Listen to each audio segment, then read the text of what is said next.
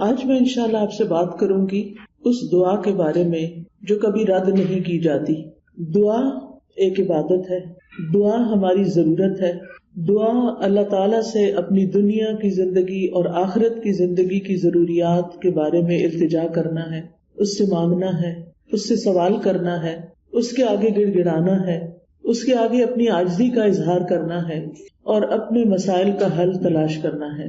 ہم سب جانتے ہیں کہ اس دنیا میں ہم آزمانے کے لیے بھیجے گئے ہیں، ہم سب پر آزمائشیں آتی ہیں، ہم سب کے امتحان ہوتے ہیں، کوئی بیمار ہو جاتا ہے، کوئی بچوں کی طرف سے پریشان ہوتا ہے، کوئی بچوں کی شادی کے مسئلے میں پریشان ہوتا ہے، کچھ انہونی قسم کی بیماریوں کا شکار ہوتا ہے، کوئی ذہنی مسائل کا شکار ہوتا ہے، کوئی مالی مسائل کا شکار ہوتا ہے، کوئی دنیا کے حالات کے بارے میں پریشان ہوتا ہے، اور یہ ہم سب ایکسپیرئنس کر رہے ہیں۔ اور بعض اوقات تو مسائل کا ایک تانتا ہوتا ہے، ایک مسئلہ ختم نہیں ہوتا کہ ایک اور مسئلہ شروع ہو جاتا ہے، اور انسان اس دنیا میں ان پریشانیوں کی وجہ سے گھبرا اٹھتا ہے۔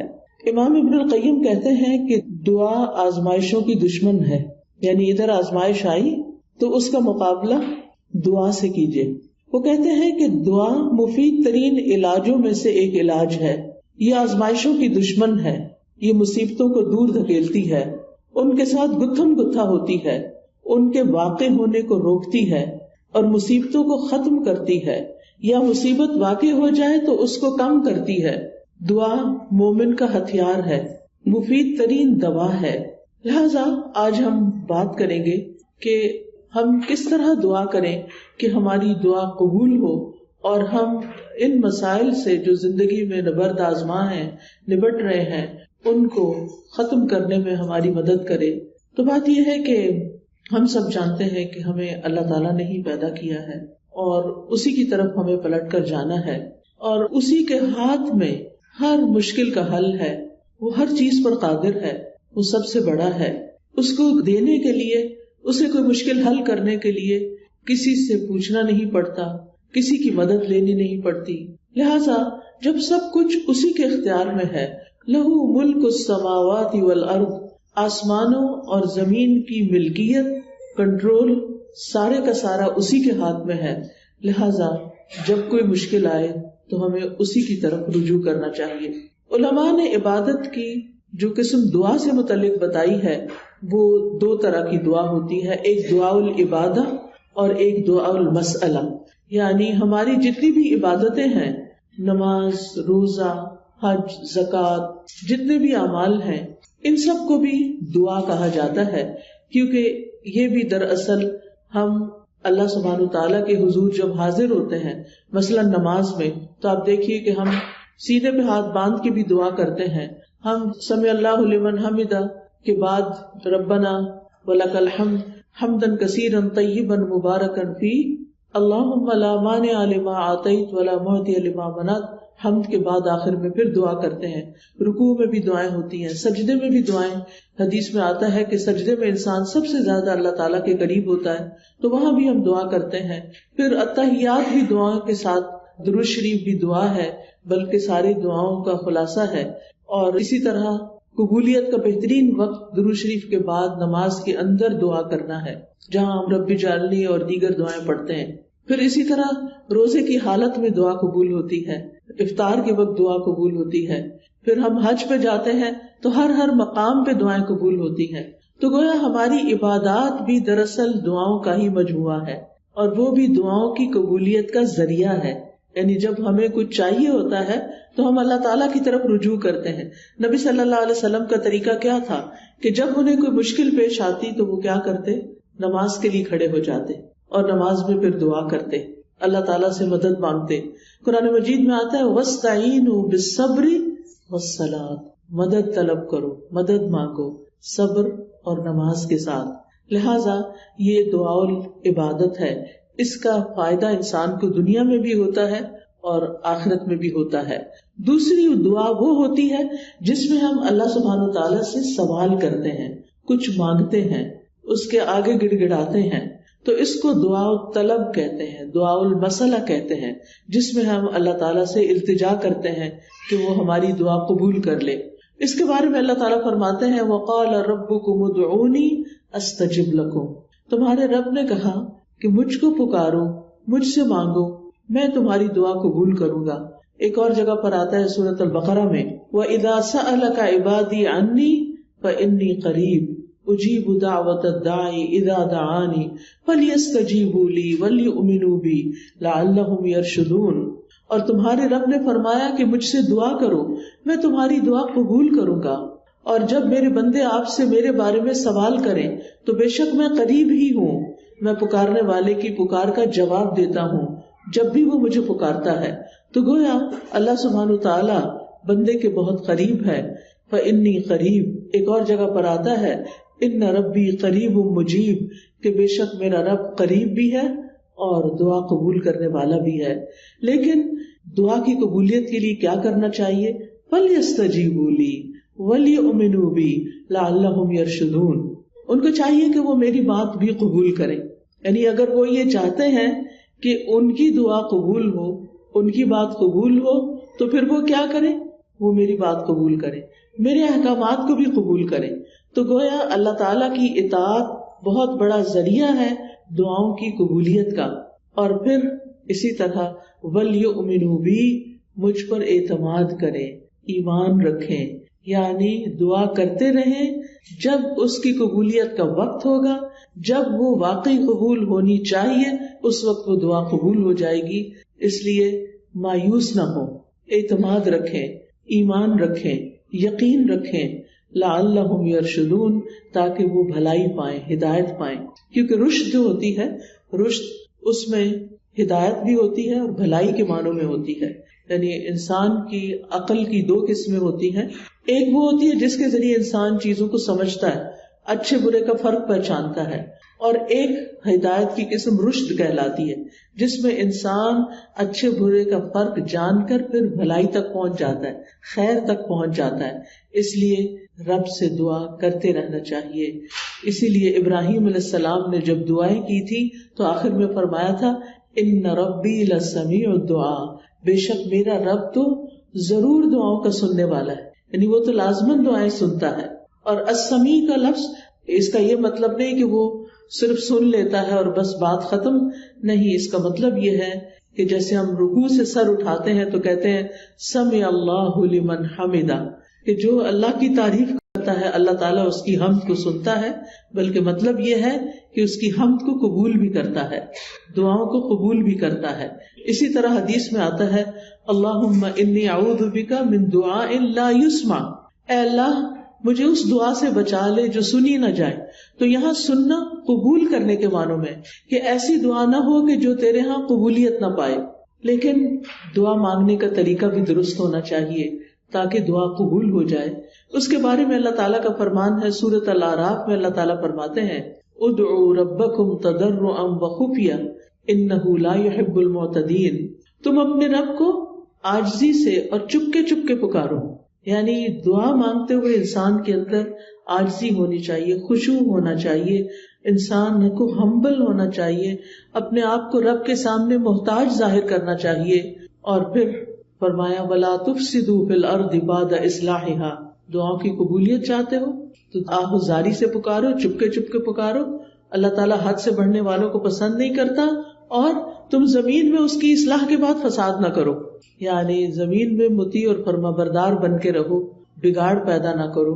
ان رحمت اللہ قریب من المحسنین، بے شک اللہ کی رحمت محسنین سے، نیکوکاروں سے بہت قریب ہے، یعنی اللہ تعالیٰ ان لوگوں کی دعا زیادہ سنتا ہے جو لوگوں کے ساتھ بھلائی کرتے ہیں، نہ کہ ان کے درمیان پھوٹ ڈالتے ہیں، فساد کرتے ہیں اور ان کی زندگی مشکل کرتے ہیں۔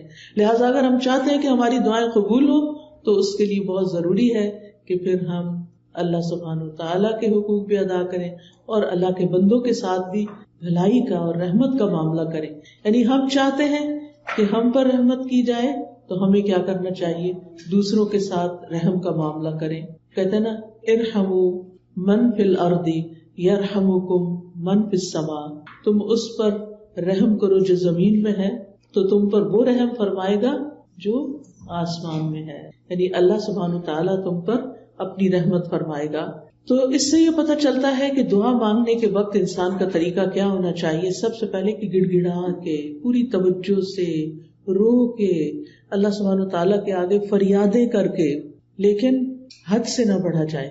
حد سے بڑھنا کیا ہے کہ انسان ایسی حرکتیں شروع کر دے کہ جن کا سنت سے کوئی تعلق نہیں. نبی صلی اللہ علیہ وسلم نے اس طرح کی دعا نہیں مانگی.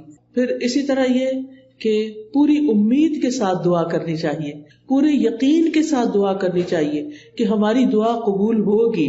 اللہ تعالیٰ سے نا امید نہیں ہونا چاہیے. وَادْعُوهُ خَوْفًا وَطَمَعًا، خوف رکھتے ہوئے اور امید کے ساتھ دعائیں کرنی چاہیے. یعنی انسان دعا مانگنے سے رکے نہیں بلکہ مانگتا رہے. دیکھا جائے تو اللہ تعالیٰ کو تو انسان کی دعا کی ضرورت نہیں کہ بندہ اس سے ضرور مانگے. یہ تو انسان کے اپنے فائدے میں ہے کہ انسان اللہ سے مانگتا رہے. یہ جو اللہ تعالیٰ ہمیں حکم دے رہے ہیں کہ دعا مانگتے رہو، تو آپ دیکھیے کہ اس میں ترغیب دی جا رہی ہے. اس کو ضرورت نہیں ہے، ہمیں ضرورت ہے، ہم محتاج ہیں. سورۃ فاطر میں اللہ تعالیٰ فرماتے ہیں یا ایھا الناس انتم الفقراء الی اللہ واللہ هو الغنی الحمید. اے لوگو تم سب اللہ کے محتاج ہو اور اللہ بے نیاز ہے، تعریف والا ہے. یعنی محتاج ہم ہیں، ضرورت ہماری ہے اور اللہ بے نیاز ہے، اس کو ضرورت نہیں ہے، اس کو کسی کی محتاجی نہیں ہے کہ کوئی دعا کرے گا تو اس کی شان بلند ہوگی. وہ تو پہلے سے ہی بلند شان کا مالک ہے. ایک حدیث قدسی میں آتا ہے اللہ تعالیٰ فرماتے ہیں اے میرے بندو تم کبھی مجھے نقصان پہنچانے کی طاقت نہیں رکھو گے، یعنی میرا کچھ نہیں بگاڑ سکتے کہ مجھے نقصان پہنچا سکو، نہ کبھی مجھے فائدہ پہنچانے کے قابل ہوگے کہ مجھے فائدہ پہنچا سکو. نہ ہم اللہ تعالیٰ کا نقصان کر سکتے ہیں اور نہ ہی اس کو فائدہ دے سکتے ہیں. اسی لیے ایک اور حدیث میں آتا ہے اے میرے بندو اگر تمہارے پہلے والے اور تمہارے بعد والے اور تمہارے انسان اور تمہارے جن سب مل کر تم میں سے ایک انتہائی متقی انسان کے دل کی طرح ہو جائیں تو اس سے میری بادشاہت میں کوئی اضافہ نہیں ہوگا. یعنی اگر ہم سب کے سب بہت نیک بھی بن جائیں تو اللہ تعالیٰ کو تب بھی کوئی فائدہ نہیں.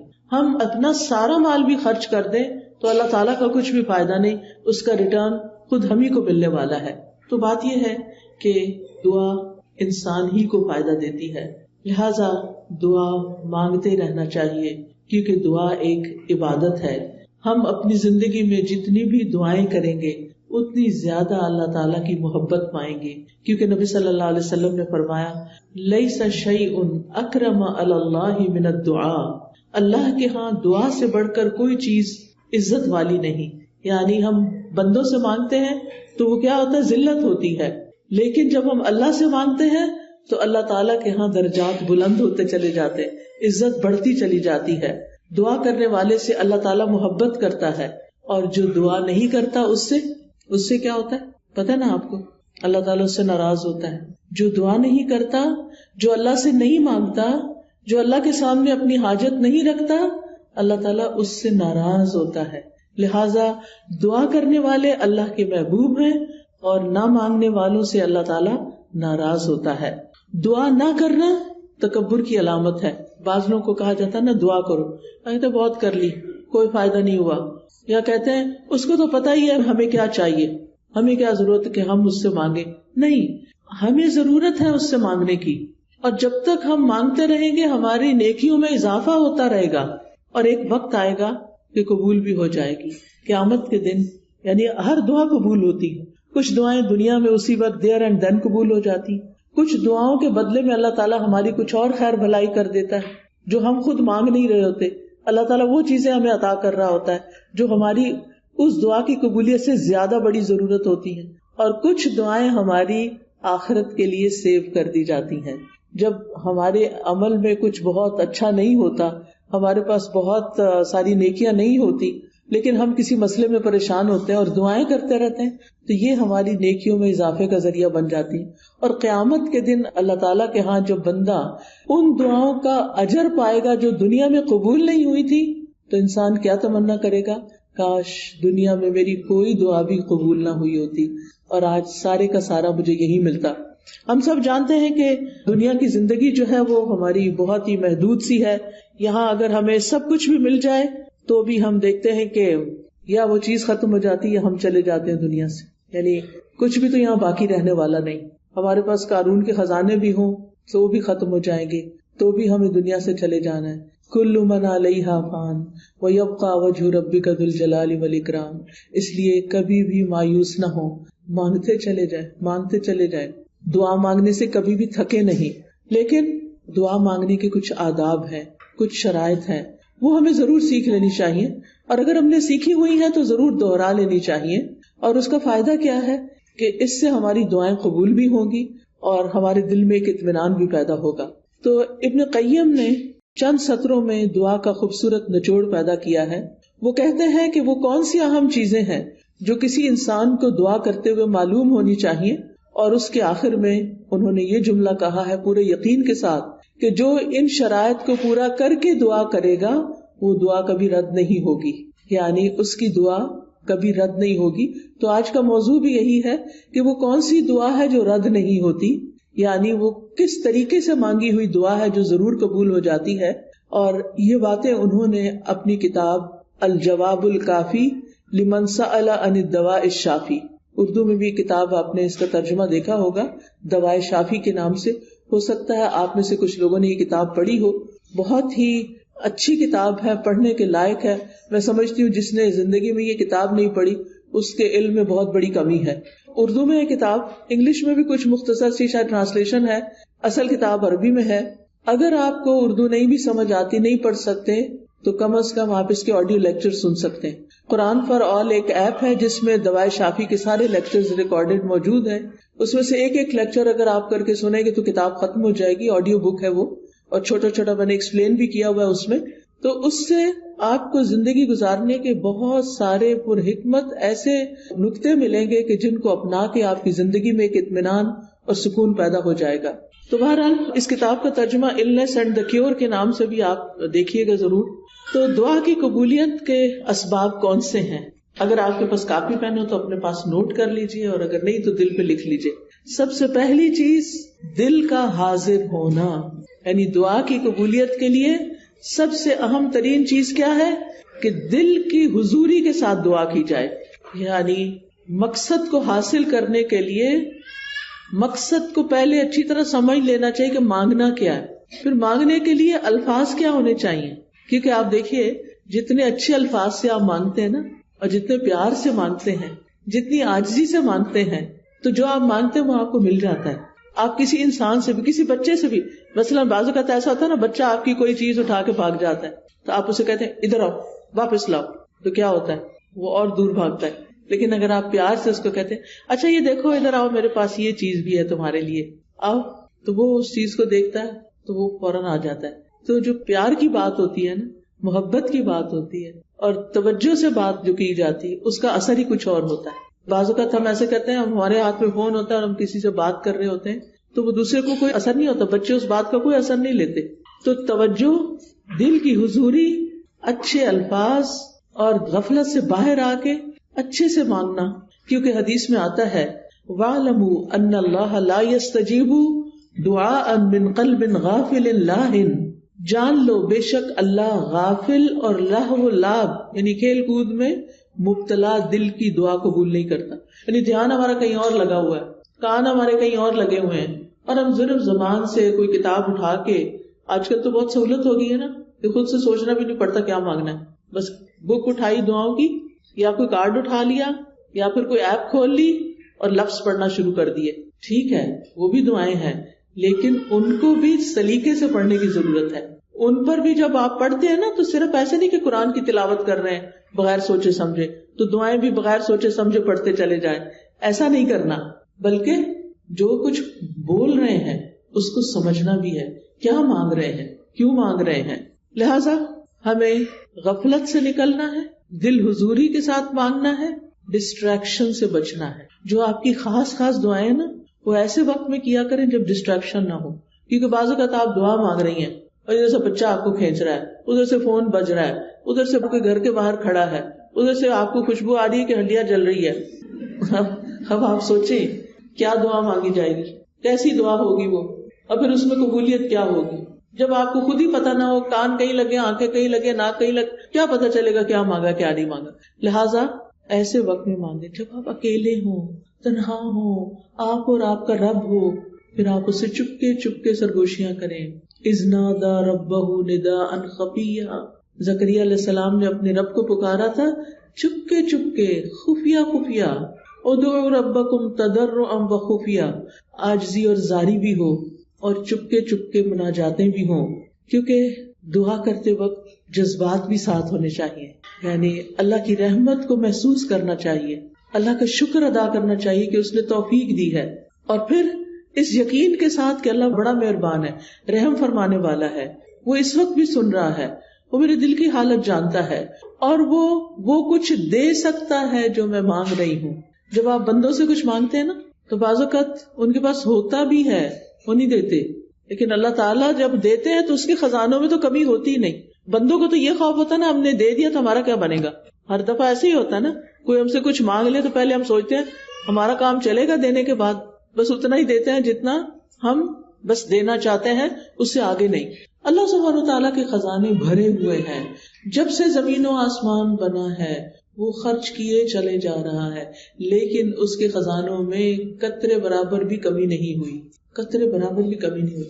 اس کو کیا فرق پڑتا ہے؟ اور جب ہم یہ جانتے ہیں کہ زمین و آسمان کی ہر چیز اس کے کنٹرول میں ہے، وہ بادشاہ ہے، وہ مالک ہے، اور وہ دینے پہ پوری طرح قادر ہے، تو پھر ہم اس امید کے ساتھ مانگیں. قرآن مجید میں آتا ہے کہ وَإِن مِّن شَيْءٍ إِلَّا عِندَنَا خَزَائِنُهُ وَمَا نُنَزِّلُهُ إِلَّا بِقَدَرٍ مَّعْلُومٍ.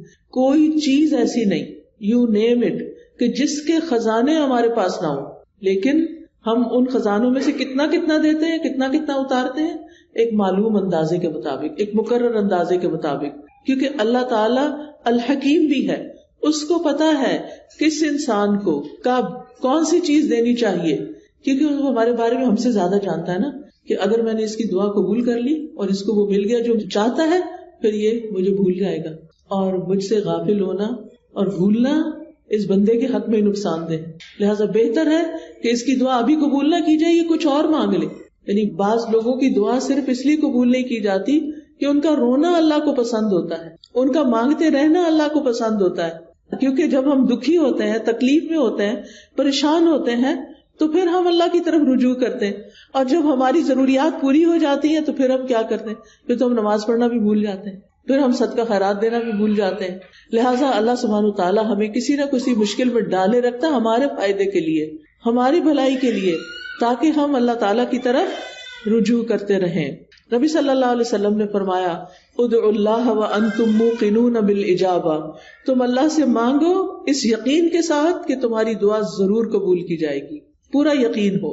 لہٰذا جب آپ کو یقین آئے گا نا تو غفلت بھی دور ہو جائے گی، دعا میں دل حاضر رہے گا، اور آپ اس طرح دعا کے قبولیت کی پہلی شرط پوری کر دیں گے. دوسری چیز جو ہے وہ ڈسٹریکشن ہے. ڈسٹریکشن کا مطلب یہ ہے کہ انسان کبھی کہیں دیکھے، کبھی کہیں دیکھے، کبھی کچھ سوچے، کبھی کچھ سوچے، اور جو مانگ رہا ہے اس کی خبر نہ ہو اس کو. تو ہمیں سمجھ کر دعا کرنی، سمجھ کر، یعنی یہ دوسرا اہم نقطہ ہے، حاضر دل کے ساتھ اور سمجھ کر. کیونکہ اگر پتہ ہی نہیں مانگ کیا رہے ہیں تو پھر کیا فائدہ. اور پھر یہ ہے کہ اگر عربی میں دعا مانگنی نہیں آتی تو الٹے سیدھے لفظ پڑھ کے نہ مانگیں، اردو میں مانگ لیں، انگلش میں مانگ لیں، پنجابی میں مانگ لیں، جو آپ کی زبان ہے اس میں مانگ لیں، تو آپ کے لیے کچھ مشکل نہیں ہے. اللہ تعالیٰ کو ساری زبانیں آتی ہیں. ایک ہم ہیں، ہمارے لیے ریسٹرکشن، ہماری لمیٹیشنز ہیں. ہمیں ایک زبان آتی ہے تو دوسری نہیں آتی، انگریزی آتی ہے تو فرینچ نہیں آتی، اردو آتی ہے تو پنجابی نہیں آتی بچوں کو. تو کتنی لمیٹیشنز ہیں ہماری. اللہ تعالیٰ کے لیے کچھ مشکل نہیں. کسی بھی ڈائلیکٹ میں، کسی بھی زبان میں، کسی بھی وقت، کسی بھی لمحے کچھ بھی مانگتے ہیں، وہ سب کچھ سمجھتا ہے، جانتا ہے، اور دینے پر پوری طرح قادر ہے. پھر آپ دیکھیے کہ دعا کرتے وقت کسی بے مقصد کام میں مشغول نہ ہو. اچھا بعض لوگ موبائل سے دعائیں پڑھتے ہیں، ٹھیک ہے، سہولت کے لیے پڑھ سکتے ہیں آپ.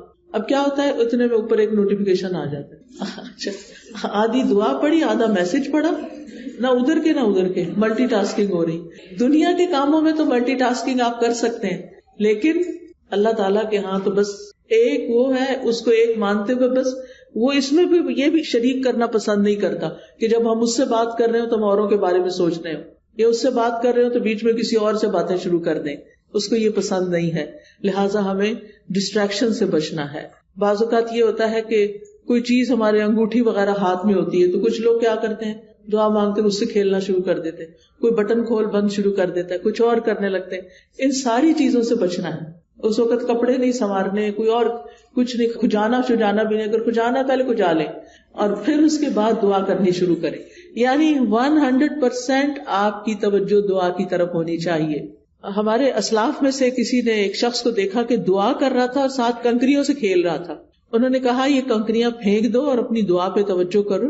دعا کرتے ہوئے تمہارا دل اور اعضاء سارے، پورا جسم اس طرف متوجہ ہونا چاہیے. تو یہ تھی پہلی شرط. ٹھیک ہے. دوسری شرط یا دوسرا نقطہ یا دوسرا ادب کیا ہے؟ قبولیت کے 6 اوقات میں سے کسی وقت میں دعا کرنا. اب قبولیت کے 6 اوقات کون سے ہیں میں ابھی آپ کو بتاتی ہوں. یہ 6 اوقات ایسے ہیں جن میں دعا قبول ہو جاتی ہے اور کبھی رد نہیں ہوتی. لہٰذا دل کو حاضر رکھنے کے ساتھ ساتھ دوسری چیز وقت کا انتخاب ہے کہ کس وقت آپ مانگیں، کون سا زیادہ سوٹیبل ٹائم ہے. تو ان میں سے سب سے پہلے رات کا آخری تہائی حصہ، 1/3 of last part of the night. اب وہ کیا ہے؟ جیسے آپ کے موبائل پہ وہ ٹائمنگز ہوتے ہیں نا صلاۃ کے، تو وہ آ جاتا ہے تہجد کا وقت آ جاتا ہے. آج کل شاید 1:30 ہے یا کچھ اس طرح. تو وہ لاسٹ پارٹ آف نائٹ ہوتا ہے، جو تیسرا حصہ، آخری حصہ ہوتا ہے رات کا، فجر کی اذان سے پہلے، آپ سمجھے 1.5-2 گھنٹے پہلے. اب اس وقت میں آپ اللہ تعالیٰ سے دعا کریں گے، جو کہ تہجد کا وقت ہوتا ہے. سب سو رہے ہوتے ہیں، فون کالز کرنے والے بھی سو رہے ہیں، آنے جانے والے بھی سو رہے ہیں، گھر والے بھی سو رہے ہیں، بچے بھی سو رہے ہیں، سبھی سو رہے ہیں. اب آپ کا رب جاگ رہا ہے. لہٰذا جب آپ کی آنکھ کھلے تو آپ اپنے رب کو پکاریں، چاہے آپ بستر میں لیٹے ہوئے پکاریں. منع نہیں ہے لیٹ کے دعا کرنا، آپ لیٹ کے بھی دعا کر سکتے ہیں. اس وقت کوئی آپ کو دیکھ نہیں رہا ہوگا، آپ اللہ کے آگے رو سکتے ہیں، آپ اپنی التجائیں فریادیں کر سکتے ہیں. اگر کوئی ساتھ سویا ہوا ہے تو پھر زور سے نہیں بولیے، دل دل میں بولیے، کیونکہ اللہ تعالیٰ نے اجازت دی ہے کہ ادعوا ربکم تضرعا وخفیا، خفیہ خفیہ، چپکے چپکے، وسپرنگ میں، دل ہی دل میں اللہ کے ساتھ فریادیں کرنا شروع کر دیں. اور یہ دل کی حضوری کا بہترین وقت ہے. حدیث میں آتا ہے ہمارا رب تبارک و تعالی ہر رات آسمانی دنیا پہ نزول فرماتا ہے. جب رات کا آخری تہائی حصہ باقی رہ جاتا ہے اور وہ آواز دیتا ہے کوئی جو مجھ سے دعا کرے تو میں اسے قبول کر لوں. اللہ تعالیٰ خود پکار رہے ہیں، مانگو مجھ سے. ہے کوئی جو مجھ سے مانگے تو میں اسے عطا کر دوں. ہے کوئی جو مجھ سے بخشش طلب کرے تو میں اس کو معاف کر دوں. اور یہ ہر رات ہوتا ہے، ایوری نائٹ. لہٰذا اس وقت سے فائدہ اٹھانا چاہیے. اگر ہم اپنے گناہوں سے پریشان ہیں، اپنی بری عادتوں سے پریشان ہیں، اپنی کچھ مینٹل ہیلتھ کے بارے میں پریشان ہیں، کسی خاص مسئلے کے بارے میں پریشان ہیں، تو اس آخری حصے میں رات کے اٹھیں اور اللہ تعالیٰ سے دعا کریں. اللہ تعالیٰ اپنی شان کے مطابق آپ کو نوازے گا اور یہ دعاؤں کی قبولیت کا سنہری موقع ہوتا ہے. دوسرے مواقع کون سے ہیں؟ ابن القیم لکھتے ہیں وَعِندَ الْأَذَان، حدیث میں بھی آتا ہے اذان. اب آپ کہیں گے ہمارے گھر میں تو اذان ریکارڈڈ ہے. بالکل ریکارڈڈ اذان بھی اذان ہے، وہ کچھ اور تو نہیں ہے نا. بعض لوگ کہتے ہیں اچھا اس کا جواب دیں. بھئی کیوں نہ دیں، وہ کیا کہہ رہا ہے؟ وہ وہی تو کہہ رہا ہے جو اذان کے الفاظ ہیں. اب آپ مسجد میں بھی ہوتے ہیں تو کیا آپ کو مؤذن کی اصل آواز آ رہی ہوتی نہیں نا. کس میں سے آ رہی ہوتی؟ مائک کے تھرو آ رہی ہوتی ہے. لہٰذا وہاں بھی آپ جواب دیں گے، اور گھر میں جب موبائل پہ اذان لگے گی یا اذان کلاک پہ اذان لگے گی اس کا بھی آپ پورا جواب دیں گے اور اس کے بعد دعا کریں گے. وہ قبولیت کا وقت ہے. اچھا کچھ لوگ تو گھروں میں اذان آن ہی نہیں کرتے، موبائل پہ بھی انہوں نے بس وہ چھوٹی سی اذان رکھی ہوئی ہے جو بس تھوڑا سا نوٹیفیکیشن دیتی ہے، 2 دفعہ اللہ اکبر کر کے وہ بند ہو جاتی ہے. نہیں، اپنے گھروں میں اذان لگائیں. پہلے تو الفجر کی وہ اذان ہوتی تھی، کلاک ہوتا تھا، وہ گھروں میں عام طور پر بج رہا ہوتا تھا. تو بہت ضروری ہے ہمارے گھروں کے اندر جو شیاطین کا اثر ہے، جو بے چینیاں ہیں، جو بچوں کی نافرمانیاں ہیں، ان میں بہت بڑی وجہ یہ ہے کہ گھروں میں قرآن نہیں پڑھا جاتا، گھروں میں اذان کی آواز نہیں سنائی دیتی.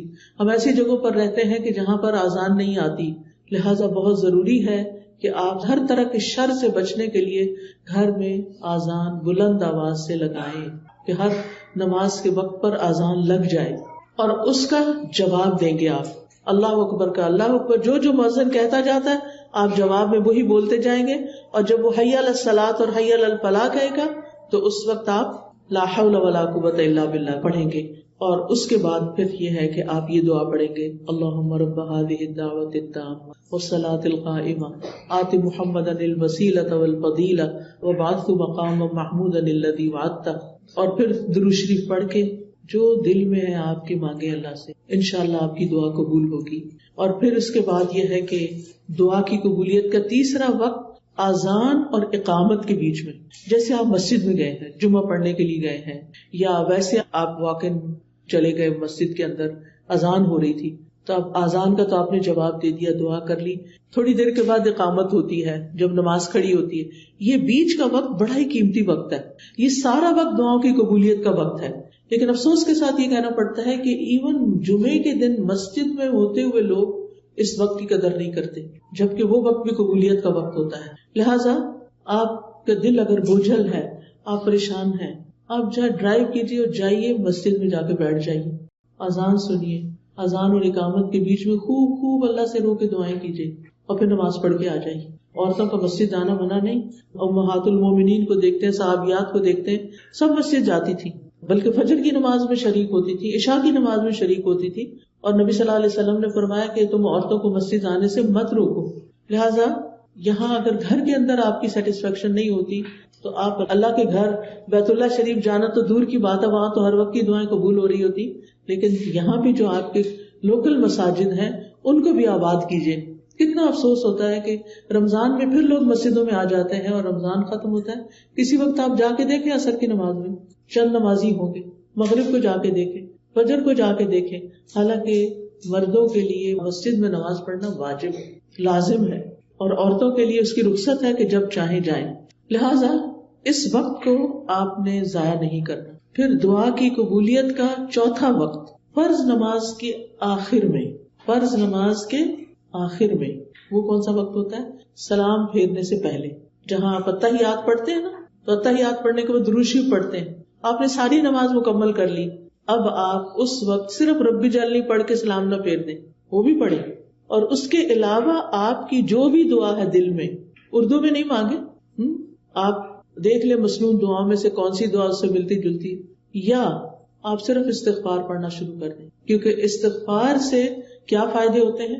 یعنی آپ کہیں استغفر اللہ ربی من کل ذنب واتوب الیہ، ربی انی ظلمت نفسی، یہ دعا تو مسنون دعا ہے ویسے بھی، ربی انی ظلمت نفسی ظلما کثیرا ولا یغفر الذنوب الا انت، تو یہ دعا آپ پڑھ سکتے ہیں اور دل میں اپنی حاجت رکھیں. سورۃ نوح اگر آپ پڑھیں تو اس میں آتا ہے کہ نوح علیہ السلام نے اپنی قوم کو بہت سمجھایا تھا اور کہا تھا، میں نے اپنی قوم سے کہا کہ اپنے رب سے استغفار کرو. استغفار کا مطلب ہوتا ہے اپنے گناہوں کی معافی مانگو. فائدہ کیا ہوگا؟ یرسل السماء علیکم مدرارا، تم پر آسمان سے موسلا دھار بارشیں برسائے گا. آج آپ دیکھیں کہ کینیڈا کا کیا حال ہو گیا ہے، کتنا ڈراؤٹ ہو گیا ہے، کتنے عرصے سے ڈھنگ سے بارش نہیں ہوئی. ہم اس کو فار گرانٹیڈ لیتے ہیں کیونکہ ہر تھوڑے دن بعد بارش، ہر تھوڑے دن کبھی سنو ہو رہی ہے، کبھی بارش ہو رہی، ہم سمجھتے تھے یہ ہمارا حق ہے. لیکن اب آپ دیکھیں ایک مہینہ ہوا ہے مجھے واپس آئے ہوئے اور مسلسل دھوپ نکل رہی ہے یا بادل آ رہے ہیں، ہلکی پھلکی پھوار پڑتی ہے اور بات ختم ہو جاتی ہے. کتنی جگہوں پر آگ لگی ہوئی ہے اور اس کی پولوشن یہاں تک، اس کا دھواں اسموک یہاں تک آ رہا ہے اور لوگوں کے گلے خراب ہو رہے ہیں. اور کیا کہہ رہے ہیں ماہرین کہ اس کا حل صرف بارش ہے، بارش ہوگی تو یہ آگ بجھے گی. ان کے پاس کوئی طریقہ ذریعہ نہیں ہے آگ بجھانے کا. تو آپ خود سوچئے کہ ہم سب کو اجتماعی استغفار کرنی چاہیے. ہم یہ نہ سوچے کہ سب کچھ ہے کہ کیا فرق پڑتا ہے اگر نہیں بھی بارش، تو اچھا موسم ہے، باہر چھتری نہیں لے کے جانی پڑے گی، پارک میں جا کے بیٹھیں گے، دھوپ میں بیٹھیں. نہیں، بارش کی انسانوں کو، جانوروں کو، پرند چرند ہر ایک کو ضرورت ہوتی ہے. پودوں کو ہماری ضرورت ہے، ہم سب کو ضرورت ہے. اگر پانی کی سطح نیچے چلی جائے تو آپ دیکھیں کہ کھیت ویران ہو جاتے ہیں. لہٰذا اللہ سبحانہ وتعالیٰ سے استغفار کرنا ہے. اور پھر آسمان سے بارشیں برسنے کے علاوہ کیا ہے؟ تمہارے لیے مال اور اولاد ہوگی، یعنی تمہیں مال بھی ملے گا. اگر کسی کو اپنے فائنینشیل پرابلمز ہیں وہ بھی کثرت سے استغفار پڑھے. یا اولاد کی طرف سے کوئی پریشانی ہے، بچے ہیں نہیں، بچے ہیں لیکن بیمار ہیں، بچے ہیں لیکن بات نہیں مانتے، بچے ہیں لیکن شادی نہیں ہو رہی، کوئی بھی مسئلہ اولاد سے ریلیٹڈ ہے تو کیا کرے؟ استغفار کی کثرت کر دے، اپنے گناہوں کی معافی مانگتے چلے جائیں. اور وَيَجْعَلْ لَكُمْ أَنْهَارًا، تمہارے لیے نہریں جاری کر دے گا اللہ تعالیٰ. باغات ہوں گے، نہریں ہوں گی. تو جب فرض نماز ختم کریں تو اس سے پہلے کم از کم ایک دفعہ استغفار ضرور پڑھ لیں. اللہم اغفر لی ذنبی کلہ دقہ و جلہ اولہ و آخرہ سرہ و علانیتہ. یہ ایک استغفار کی دعاؤں کا کارڈ بھی ہے. اس میں آپ دیکھیں کہ بہت سی استغفارات کے ورژنز ہیں جن کو آپ تہجد کے وقت بھی پڑھ سکتے ہیں اور اس کے علاوہ بھی یاد کر سکتے ہیں. یہ گناہوں کی بخشش کا کارڈ ہے, ہر ایک کے پاس ہونا چاہیے. جیسے پہلے بھی میں نے عرض کیا نا کہ الفاظ میٹر کرتے ہیں, ورڈز ڈو میٹر, کہ آپ کن لفظوں سے بول رہے ہیں, کن لفظوں سے معافی مانگ رہے ہیں. ہمارے پاس تو اتنے اچھے لفظ نہیں ہوتے, لیکن قرآن مجید کی آیات اور جو نبی صلی اللہ علیہ وسلم کے الفاظ ہیں وہ خوبصورت الفاظ ہیں, تو ان کے ذریعے استغفار کریں تو انشاءاللہ آپ کے مسائل حل ہوں گے. اب یہ جو سلام پھیرنے سے پہلے کا وقت ہے یہ بہت قیمتی وقت ہے, کیونکہ آپ نے وضو کیا, قبلے کی طرف رخ کیا, اللہ اکبر کہہ کے اللہ کی بڑائی بیان کی, ہاتھ باندھ کے اس کے سامنے کھڑے رہے, اللہ کے کلام کی تلاوت کی, آپ نے رکوع کیا, آپ نے اللہ کی حمد بیان کی, آپ نے سجدہ کیا, آپ اتحیات میں بیٹھے, اور پھر آپ نے 1 رکعت پڑھی, 2 رکعت پڑھی, 3 پڑھی, 4 پڑھی, اور اب آپ تشہد میں بیٹھے ہوئے ہیں. عاجزی کا انداز ہے, گھٹنے موڑ کے بیٹھنا, عاجزی کے ساتھ بیٹھے ہوئے ہیں اور قبلہ رخ کیا ہوا ہے, درود شریف پڑھ لیا آپ نے. کتنی ساری چیزیں جمع ہو گئی آپ کی دعا کی قبولیت کے لیے, لیکن عام طور پر لوگوں کو پتہ ہی نہیں ہوتا کہ یہ دعا کی قبولیت کا وقت ہے, لہٰذا وہ جلدی سے رب جلنی بے سوچے سمجھے پڑھ کے سلام پھیر دیتے ہیں اور ایک موقع گنوا دیتے ہیں. لہٰذا اگر مثال کے طور پر آپ بیمار ہیں تو آپ اللہ تعالیٰ سے دعا کر سکتے ہیں, اللہم اشفنی, اللہم اشفنی, اے اللہ مجھے شفا دے دے, اے اللہ مجھے شفا دے دے. پھر اسی طرح یہ ہے کہ اس وقت ایک خاص دعا نبی صلی اللہ علیہ وسلم نے سکھائی ہے, اور وہ ہے اللہم انی اعوذ بک من عذاب القبر واعوذ بک من عذاب جہنم واعوذ بک من فتنۃ المسیح الدجال واعوذ بک من فتنۃ المحیا والممات اللہم انی اعوذ بک من المأثم والمغرم. یہ دعا جو ہے یہ لازم پڑھنی چاہیے نماز کے آخر میں, کیونکہ ہم دنیا کی مسائل پہ پریشان ہوتے ہیں جبکہ ہم لگژریس گھروں میں رہتے ہیں, ہمارے پاس اچھے اچھے کھانے ہیں, ہمارے پاس اچھا اچھا پہننا ہے, ہم ایک پرامن ملک میں رہتے ہیں. لہٰذا اگر چھوٹا سا بھی مسئلہ آ جائے تو ہمارے سر پہ وہ چھا جاتا ہے اور باقی چیزیں ہم بھول جاتے ہیں کہ ہمارے آگے کیا ہونے والا ہے. قبر میں تو ہم نے تنہا ہونا ہے نا, وہاں تو کوئی ساتھ نہیں ہوگا. لہٰذا وہاں کی تکلیف اور وہاں کے عذاب اور وہاں کی مشکل کے بارے میں دعا کریں. قیامت کے دن جہنم کی سزا سے بچنے کی دعا کریں.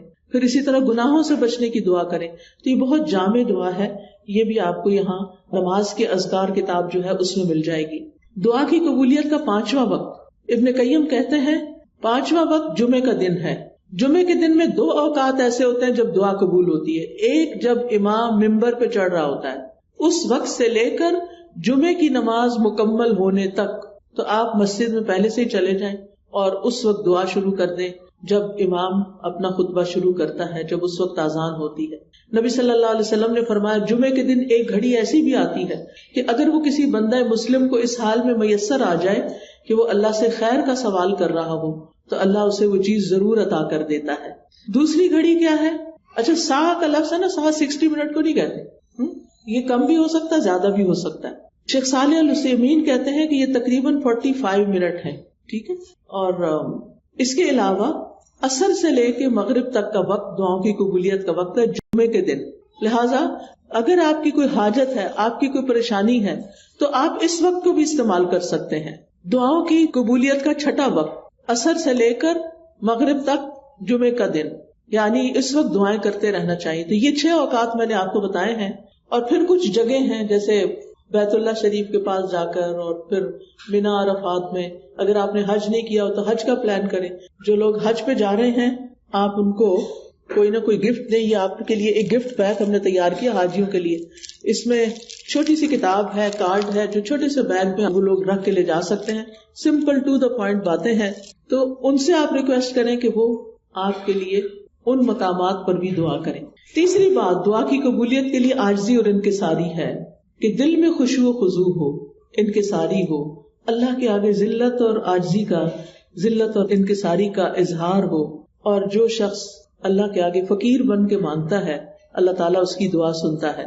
انبیاء کے بارے میں قرآن مجید میں آتا ہے وَيَدْعُونَنَا رَغَبًا وَرَهَبًا وَكَانُوا لَنَا خَاشِعِينَ, کہ وہ ہمیں رغبت اور خوف سے پکارتے تھے, یعنی امید اور خوف کے ساتھ ہم سے دعا کرتے اور ہمارے لیے عاجزی کرنے والے تھے. تو اس سے کیا پتہ چلتا ہے کہ جو اپنی دعا میں عاجزی کرتا ہے اللہ تعالیٰ اس کی دعا قبول فرماتا ہے. خشوع کا کیا مطلب ہوتا ہے؟ خشوع وہ خوف ہوتا ہے جو دل میں راسخ ہوتا ہے. عام طور پر لوگ لفظ خشوع بولتے ہیں لیکن اس کا مطلب نہیں جانتے. خشوع کیا ہے؟ اللہ کا ایسا خوف جو دل میں جم گیا ہے, دل میں راسخ ہو گیا ہے. اور کہتے ہیں خشوع سے نماز پڑھو, کیا مطلب ہے اس کا؟ اس کا یہ مطلب نہیں کہ کوئی دھیان آپ کا ادھر ادھر نہیں جائے, نہیں, اللہ سے ڈرتے ہوئے, یعنی کہ اللہ پہ احسان جتاتے ہوئے نہیں, کہ دل کے اندر اللہ کا خوف ہو. اور خاشعین کون ہوتے ہیں؟ جن کے دلوں میں اللہ کا ڈر ہوتا ہے, عاجزی ہوتی ہے اللہ کے سامنے, انکساری ہوتی ہے. اس کا یہ مطلب نہیں کہ منفی خوف, نہیں, مثبت خوف. منفی خوف جو ہوتا ہے انسان کو مایوسی کی طرف لے جاتا ہے. مثبت خوف انسان کو برائیوں سے بچاتا ہے اور عبادت پر ابھارتا ہے, اللہ کے سامنے کھڑا کرتا ہے, اللہ کے سامنے جھکا دیتا ہے, اللہ کے سامنے سجدہ کرواتا ہے. تو خشوع کی علامت کیا ہوتی ہے؟ کیسے پتا چلے گا کہ آپ کے اندر خشوع ہے کہ نہیں؟ اس میں دل نرم ہو جاتا ہے, انسان رونے لگتا ہے اللہ کے آگے. یعنی دعا میں رونا بھی چاہیے, دل نرم ہونا چاہیے, غافل نہیں ہونا چاہیے, اور پھر دعا میں دل بھی لگے, دعا لمبی ہو جائے, یہ بھی خشوع کی علامت ہوتی ہے. اور آپ کو یوں لگے جیسے آپ اللہ سے باتیں کر رہے ہیں,